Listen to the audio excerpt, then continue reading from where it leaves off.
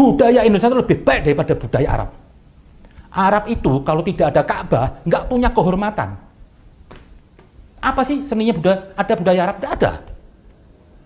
Bangsa yang nggak punya budaya, bangsa yang nggak punya, bangsa yang tidak melahirkan intelektual. Siapa coba intelektual Islam dari Arab? Tidak ada.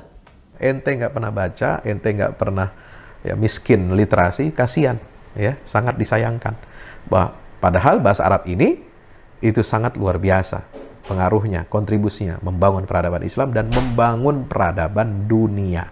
Tidak ada peradaban dunia modern saat ini dengan sains dan teknologinya tanpa dipengaruhi oleh peradaban Islam Arab dan menggunakan medium bahasa Arab. Semua tulisan-tulisan ulama intelektual cendekiawan Arab dalam bahasa Arab itu semua diterjemahkan ke bahasa Latin, lalu diterjemahkan ke bahasa Inggris, bahasa Prancis, dan menjadi pondasi bangkitnya Renaissance di dunia modern, ya, di abad 17, 18, dan 19. Sudah nggak ada enaknya. Agama mempersulit orang. Tegakkan Islam di Indonesia, Islam Nusantara. Nggak usah sok-sok Araban. Sekali lagi, Tuhan bukan Arab. Nabi Muhammad juga bukan Arab kok. Dan Arab bukan Islam. Dan Islam bukan Arab. NKRI harga mati. Wah, ini lucu sekali dia mengatakan di prinsip terakhir. Tegakkan Islam yang benar, bukan Islam Arab, Islam Nusantara. Dan Tuhan bukan orang Arab, Nabi Muhammad juga bukan orang Arab kok. Loh, ini bagaimana? Sudah jelas Rasulullah itu adalah mengatakan An-Nabiyul Arabi Al-Qurashi Al-Hashimi.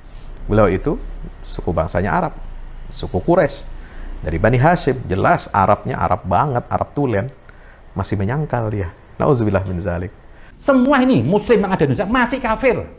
Ya, ada satu lagi kesalahan yang fatal. Dia mengatakan bahwasanya orang-orang Islam di Indonesia ini semuanya masih kafir. Ya, ini dia menuduh. Ini berarti dia kaum takfiri.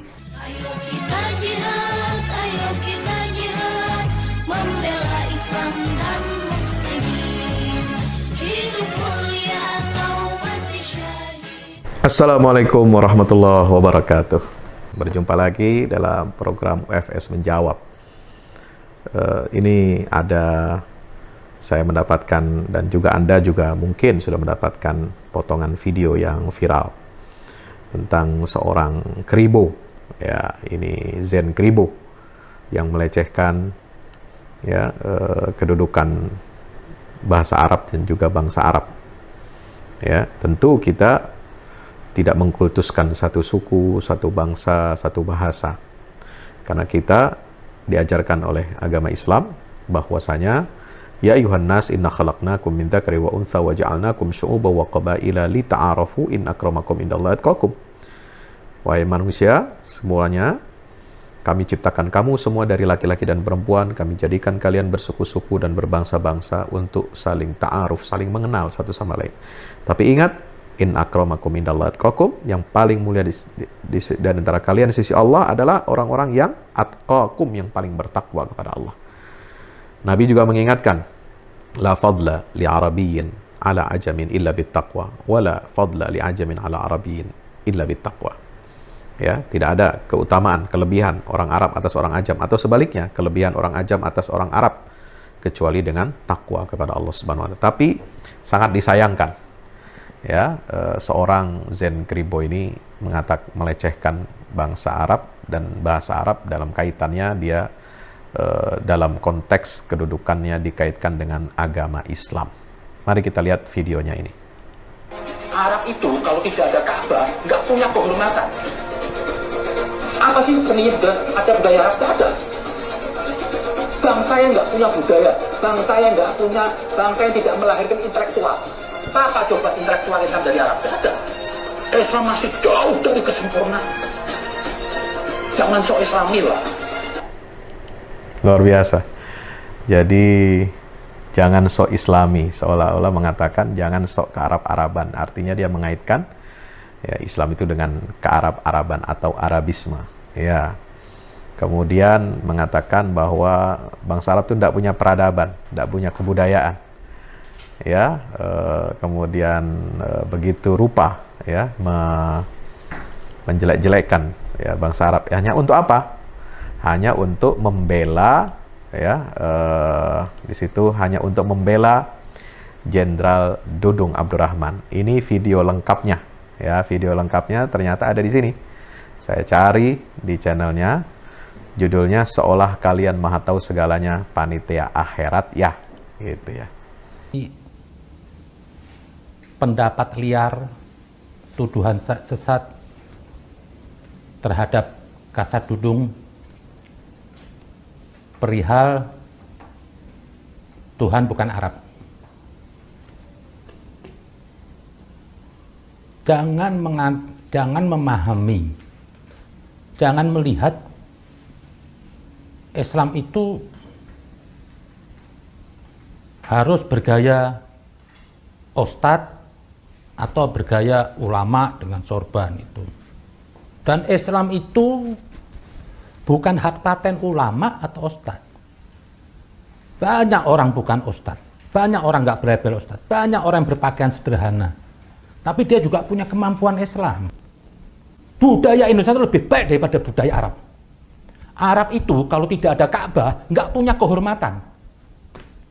Apa sih seninya budaya? Ada budaya Arab? Tidak ada. Bangsa yang nggak punya budaya, bangsa yang tidak melahirkan intelektual. Siapa coba intelektual Islam dari Arab? Tidak ada. Semua dari Parsi. Yang bisa menuduh penista agama itu cuma Tuhan. Kok Anda yang masih kafir? Semua ini Muslim yang ada di Indonesia masih kafir. Maka di Al-Quran bilang apa? Jihad terakbar, jihad yang paling mulia itu apa? Jihadun nafas. Karena kekafiran itu ada pada diri kita. Banyak yang kita masih membangkang dari ajaran Al-Quran. Kita ingkar. Lah, kalau Anda masih kafir, kok Anda bisa menilai orang itu sesat kafir? Ya, ini pemirsa yang dirahmati Allah Subhanahu wa taala. Jadi pembelaannya sedemikian rupa untuk membela ungkapan bahwa Tuhan itu bukan orang Arab. Ya, dengan bersilat lidah, ya, dia mencoba untuk membela seorang perwira tinggi TNI Angkatan Darat yang menjadi kasat, ya, dengan ucapannya. Nah, saya kira apa yang disampaikan dalam video itu yang panjang dan juga yang potongannya tadi yang saya sampaikan itu sangat-sangat tidak ilmiah, ya, sangat tidak berdasarkan ilmu dan fakta. Karena walau bagaimanapun, ya, kedudukan bahasa Arab, ya, dalam Islam ini sangat penting karena dia adalah bahasa Al-Quran, kitab suci umat Islam yang Allah pilih untuk menjadi bahasa, medium bahasa dari kitab suci atau wahyu yang terakhir yang Allah wahyukan kepada Nabi Muhammad SAW. Yang untuk tujuan apa? Menjaga keotentikan kitab suci terakhir ini. Tidak ada versi Al-Quran yang benar, tidak ada versi Al-Quran yang otentik selain yang berbahasa Arab. Tidak ada Al-Quran dengan teks Latin, teks Inggris, teks redaksi wahyunya, ya. Kemudian bermacam-macam teks Latin, Inggris, kemudian Yunani atau bahasa Arab, Syria, atau dengan teks Sunda, teks Jawa, teks macam-macam, tidak. Dia hanya satu teks di dunia ini. Teks Al-Quran adalah teks berbahasa Arab. Ya, bedakan dengan terjemahan. Kalau terjemahan bisa diterjemahkan ke dalam berbagai bahasa dunia, tapi dia bukan Quran. Dia hanya terjemahan Al-Quran. Kenapa? Teks wahyu itu harus satu bahasa untuk memastikan dan untuk mengecek, ya, mengecek kalau ada kekeliruan, kalau ada kekurangan atau ada pemalsuan terhadap ayat Al-Quran itu mudah. Itu dengan menggunakan satu teks saja, yaitu teks Arab untuk wahyu Al-Quranul Karim. Dan itu diakui menjadi keunggulan, kelebihan Al-Quran, kelebihan agama Islam ini dibanding kitab suci atau agama yang lain. Karena bisa menjamin keotentikan dan bisa merujuk bagaimana kita mencari teks yang asli. Tidak sebagaimana perjanjian lama, perjanjian baru. Teks aslinya seperti apa, tidak ada yang tahu. Kemudian ada perubahan setelah dikaji dengan kritik teks dan kritik sejarah Bible, itu terjadi ada perbedaan-perbedaan dari masa ke masa antara teks Bible yang satu dengan yang lain, baik itu perjanjian lama maupun perjanjian baru. Nah, ini yang sangat disayangkan. Tapi Al-Quran tidak seperti itu. Konsep teks Al-Quran sangat kuat dan kokoh, dan ini yang menjaga ajaran Islam ini otentik. Ya, hadis-hadis Nabi SAW juga otentik sampai hari kiamat. Tinggal bagaimana kita mempraktekannya, karena Al-Quran dan kebenaran sunnah Nabi SAW yang riwayatnya sahih, apalagi yang mutawatir, itu sudah dijamin kebenarannya oleh Allah Subhanahu wa Ta'ala, dan itu merupakan perwujudan dari kesempurnaan agama Islam. Al-yauma akmaltu lakum dinakum wa atmamtu alaikum ni'mati wa raditu lakumul islama dina. Ya, teman-teman yang dirahmatkan Allah Subhanahu wa Ta'ala. Ya, ada satu lagi kesalahan yang fatal. Dia mengatakan bahwasanya orang-orang Islam di Indonesia ini semuanya masih kafir. Ya, ini dia menuduh, ini berarti dia kaum takfiri. Ya, dia ini kaum takfiri. Dia menuduh dan mengatakan, mengklaim semua orang Islam di dunia, bahkan di Indonesia ini semuanya kafir, karena masih banyak meninggalkan Islam. Tapi kenapa orang kafir, kata dia, sambil menunjuk umat Islam itu menilai ajaran lain atau menilai ungkapan orang itu sesat. Nah, luar biasa ini. Atau mengatakan, ya, selain tudingan yang berbahaya itu, dia mengatakan hanya Tuhan yang berhak atau bisa menentukan kesesatan atau tidak. Betul. Ud'u ila sabili rabbika bil hikmah wal mau'izatil hasanah inna rabbaka huwa a'lamu biman dhalla an sabili wa huwa a'lamu bit-tahdin. Ya, surat An-Nahl tentang dakwah, mengajak kepada yang baik dengan cara hikmah, mau'izah hasanah, dan jidal. Dan Allah mengatakan, inna rabbaka huwa a'lamu biman dhalla an sabili wa huwa a'lamu biman ihtada. Allah yang tahu siapa ya yang tersesat dari jalannya dan siapa yang mendapatkan petunjuk. Ya. Nah, apakah hanya Allah saja yang tahu dan dirahasiakan, ya, menjadi suatu misteri? Ya, orang-orang tersesat itu tidak diketahui oleh umat Islam, hanya oleh Allah saja. Nah, kalau hanya oleh Allah saja, mengapa ya Allah jelaskan, Allah Ta'ala jelaskan, ya, Allah rincikan bagaimana ciri-ciri kesesatan itu di dalam Al-Quranul Karim. Ya, kalau hanya Allah yang tahu, ya, bagaimana Allah itu justru menjelaskan dan merinci ya, bentuk-bentuk kesesatan Yahudi, Nasrani, kaum munafik, orang kafir. Supaya apa? Supaya diketahui oleh umatnya Rasulullah. Supaya diketahui, supaya kita bisa membedakan, ya, mana yang tersesat, mana yang mendapatkan petunjuk dari Allah. Ihdinas siratal mustaqim, siratal ladzina an'amta 'alaihim ghairil maghdubi 'alaihim waladdallin. Amin. Ya. Nah, Allah menurunkan wahyu itu, banyak menjelaskan ciri-ciri kaum munafik, ciri-ciri orang kafir, ciri-ciri ahli kitab yang maghdubi 'alaihim, yang dimurkai oleh Allah, dan ad-dallin, yang sesat. Ya, untuk apa? Supaya kita mengetahui. Jadi Allah menentukan seorang atau kaum atau bangsa atau golongan itu sesat, kafir atau apa, itu diberitahukan kepada umat Rasulullah, menjadi pedoman, menjadi rujukan bagaimana kita hati-hati, harus waspada, tidak mencontoh, tidak mengikuti jalannya orang-orang yang dimurkai dan orang-orang yang tersesat itu. Begitu Zen Kribo, harusnya Anda memahami seperti itu. Ya.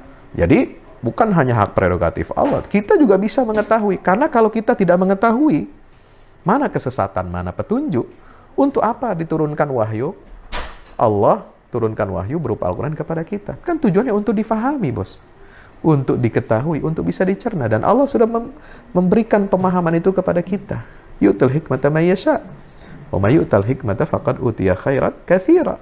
Wa may yadhakkaru illa ulul albab. Ya, dikasih tahu cara berpikir yang benar, tahu cara memilah mana yang benar, mana yang salah, mana yang hak, mana yang batil, mana yang lurus, mana yang bengkok, mana yang hidayah, mana yang dolalah.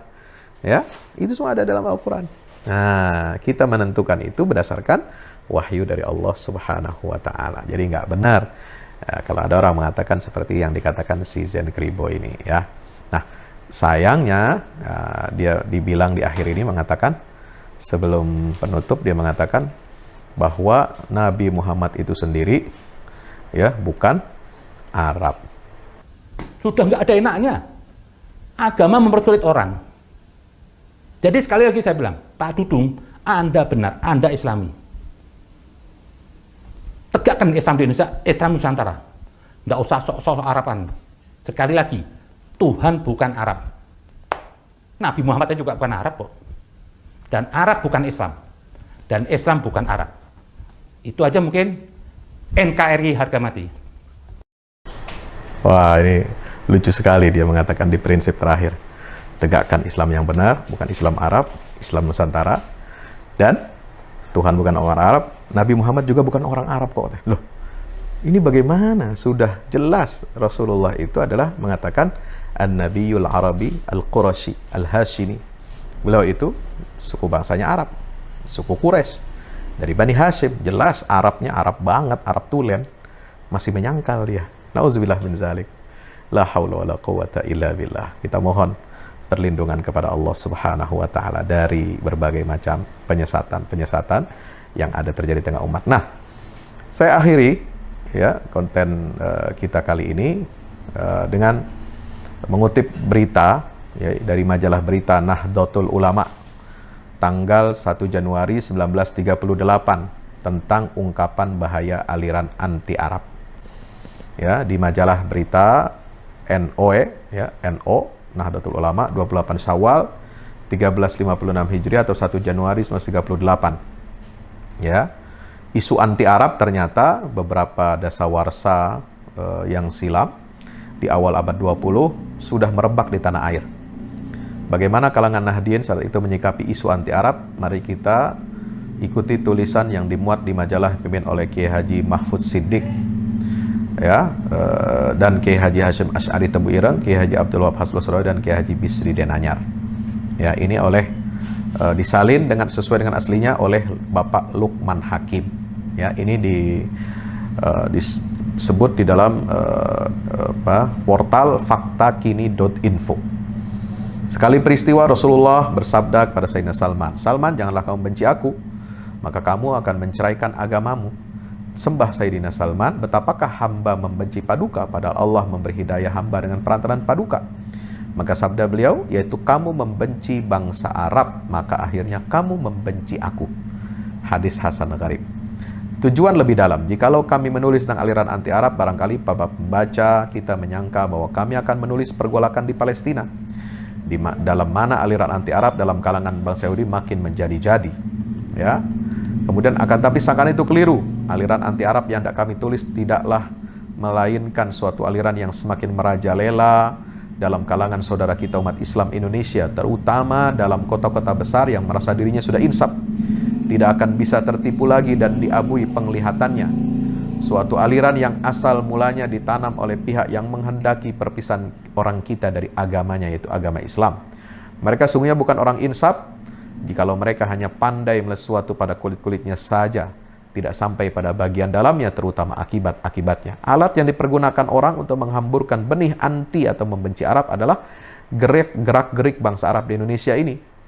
Ialah perbuatan-perbuatan yang tidak hanya diperbuat oleh bangsa Arab melulu, misalnya merentekan duit, mengawini putri-putri Indonesia dengan semena-mena dan tidak diperlakukan sebagaimana wajib dan mestinya, menjalankan penipuan, merasa dan meminta dirinya diutamakan dan lain sebagainya. Sungguh pun kami sesalkan perbuatan-perbuatan yang tidak bagus itu, bukan saja karena tidak dibenarkan oleh agama Islam, juga seharusnya mereka menjadi cermin tauladan di dalam keluhurannya budi, kesetiaan yang menjunjung syariat Islam dan ketangkasan yang bergerak memperharum Islam.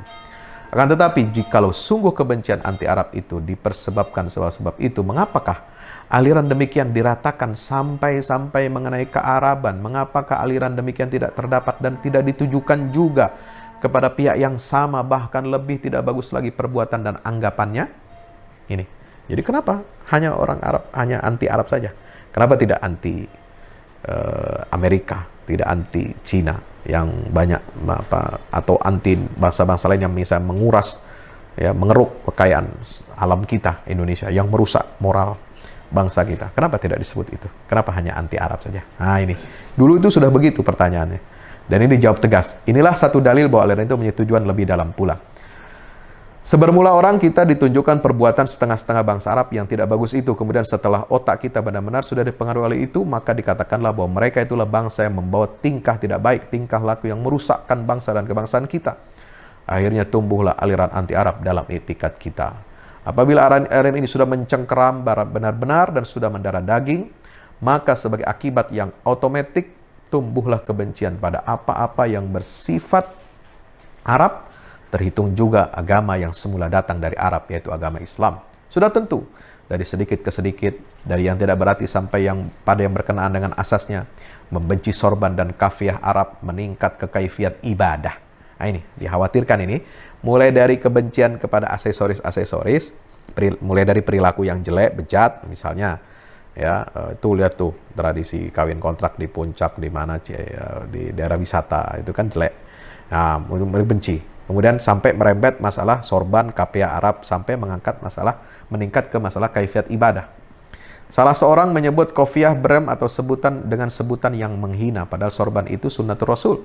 Sekurang-kurangnya pakaian Rasulullah, yang mana akhirnya kita malu memakainya, terutama pemuda-pemuda kita. Dengan lain perkataan, kita sudah meninggalkan sunnatul Rasul, atau dengan perkataan yang lebih tajam, meninggalkan kecintaan kepada Rasulullah sudah dapat berkurang atau diperkurangkan. Sebab mencinta seorang itu menarik kepada menirunya. Lihatlah bangsa kita yang mencintai Barat.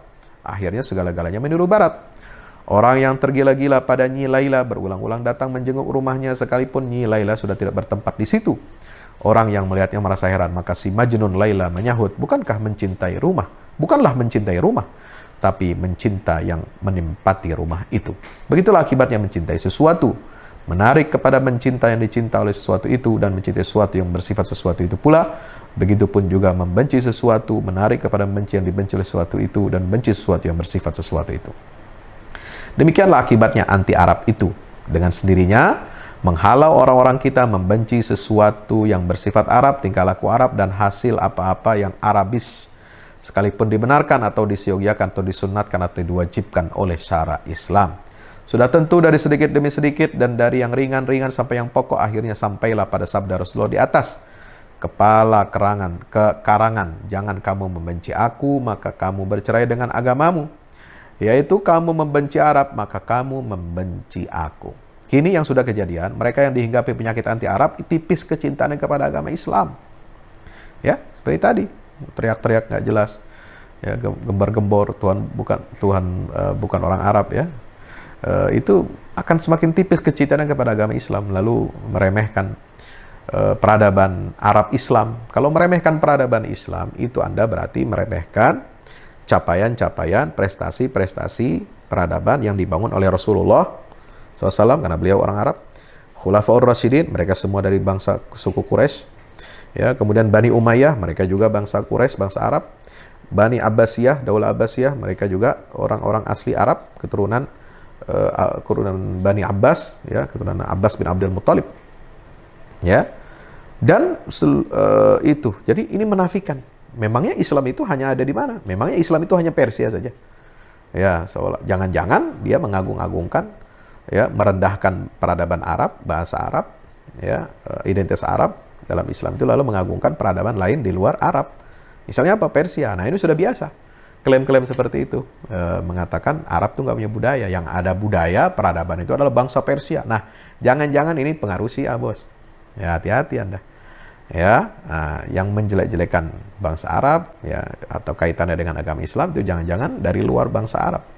Yang dengki kepada bangsa Arab, yang dengki kepada Rasulullah, dengki kepada sahabat, dengki kepada Khulafaur Rasyidin, dengki kepada Ahlul Bait Rasulullah SAW. Yang mana mereka itu adalah bangsa asli Arab dari suku Quraisy. Nauzubillah min zalik kalau seperti itu, ya. Nah, teman-teman dirahmati Allah, ya, ada kontribusi peradaban bangsa selain Arab untuk Islam, ada, kita akui. Ya, Daulah Ayyubiyah itu dari bangsa Kurdi. Ayyubiyah itu Salahuddin Ayyubi dari Tikrit, ya, bangsa Kurdi. Kemudian Saljuk, ya, Saljuk itu bangsa Turki. Ya, bangsa Mongol pernah memimpin menjadi Islam, ya. Ada Daulah Mongol, ya, yang Muslim, ya. Kemudian ada Mogul India Muslim, ya. Ada Bani Utsman, ya, Ottoman Turki, ya, bangsa Turki. dan juga kerajaan-kerajaan Islam di Nusantara, bangsa, ada yang bangsa Jawa, ada suku Jawa, ada Sunda, ada Melayu dan sebagainya. Kita hargai semuanya karena Islam ini adalah rahmatan lil alamin. Mereka punya kontribusi masing-masing untuk tegaknya izul Islam wal muslimin, dan mereka sama-sama menghormati bahasa Arab karena bahasa itu adalah bahasa Al-Quran yang dipilih oleh Allah SWT menjadi medium bahasa wahyu terakhir, menjadi medium bahasa sunnahnya Rasulullah SAW, menjaga orisinalitas Islam, ya, dan juga menjadi bahasa ilmu pengetahuan dunia selama berabad-abad. Ilmu pengetahuan, sains, teknologi dunia itu dulu diwarnai oleh bahasa Arab. Penulis ilmuwan-ilmuwan besar dunia itu menulis dalam bahasa Arab, ya, terutama puncaknya di masa Daulah Abbasiyah, ya, Ibnu Sina nulis Qanun Fitib bahasa Arab, Khawarizmi menulis ilmu matematika aljabar dalam bahasa Arab, menemukan angka 0, ya. Kemudian Al-Baitar, ya, kemudian Ibnu Haytham menulis tentang ilmu optik, tentang kacamata, tentang lalu kemudian ada lagi ulama-ulama lain yang ilmu tentang antariksa, astronomi, ya, itu semua ditulis dalam bahasa Arab. Jadi bahasa Arab itu sangat penting dalam peradaban dunia, peradaban modern. Ente nggak pernah baca, ente nggak pernah, ya, miskin literasi, kasihan, ya, sangat disayangkan. Padahal bahasa Arab ini itu sangat luar biasa pengaruhnya, kontribusinya membangun peradaban Islam dan membangun peradaban dunia. Tidak ada peradaban dunia modern saat ini dengan sains dan teknologinya tanpa dipengaruhi oleh peradaban Islam Arab dan menggunakan medium bahasa Arab. Semua tulisan-tulisan ulama intelektual cendekiawan Arab dalam bahasa Arab itu semua diterjemahkan ke bahasa Latin, lalu diterjemahkan ke bahasa Inggris, bahasa Prancis, dan menjadi pondasi bangkitnya Renaissance di dunia modern, ya, di abad 17, 18, dan 19. Luar biasa. Jadi mari kita tingkatkan. Jangan sampai literasi kita rendah, miskin, dan akhirnya kemudian kita membenci, ya, peradaban Islam Arab, apalagi membenci ajaran Islam. Ya, di sini kita lanjutkan. Kami tidak membedakan bangsa Arab dengan membuta tuli, tidak pula membelakan kesalahan-kesalahan yang melukai perasaan kebangsaan kita. Kami tidak membelakan orang mempermainkan kehormatan kedudukan putri-putri bangsa kita. Kami tidak mengakui bahwa mengambil putri kita yang perkawinan sama hanya atau lebih besar dari pergundik mereka atau menjual mereka dari tangan ke tangan lain atau menyewakan mereka dengan direklamakan bersama-sama dengan ijaz dan kue-kuenya. Kami tidak dapat mengakui bahwa menjual majmu' gahru dan ma'jun sama mendesaknya seperti borong. 99% mata pencarian bangsa kita hingga perekonomian bangsa sukar didirikan kembali. Ini sudah kritis ulama-ulama dulu. Ya, kenapa yang ditampilkan adalah kejelekan-kejelekan bangsa Arab, tidak bangsa-bangsa lain yang menggarong, yang merebut, yang merampas harta kekayaan alam kita. Teranglah sudah bahwa kami tidak membelakan bangsa-bangsa, tapi kami tidak dapat membenarkan aliran anti Arab atau menyamaratakan bangsa Arab, terutama turunan pelepas kita dari kehidupan jahiliyah dan jahanam, yaitu, ya, Rasulullah Sallallahu Alaihi Wasallam. Jadi nggak boleh kita menyamaratakan, apalagi sampai mengatakan Rasulullah Nabi Muhammad aja bukan orang Arab. Nah, itu ngaco banget. Kita berutang budi sebesar kepada beliau SAW, terutama pula bangsa Arab, tidak hanya bangsa Hadramaut saja, Arab, Syria, Mesir, Irak, dan sebagainya, tidak sedikit jasanya pada Islam dan ketimuran. Mudah-mudahan Allah Subhanahu Wa Taala mengangsurkan rahmat, hidayat, dan taufiknya pada kita semua. Amin ya Rabbal Alamin. Demikian, ya, saya kutipkan dari majalah berita Nahdlatul Ulama tahun 1938. Semoga bermanfaat konten ini. Jangan lupa like, share, dan subscribe. Wassalamualaikum warahmatullahi wabarakatuh.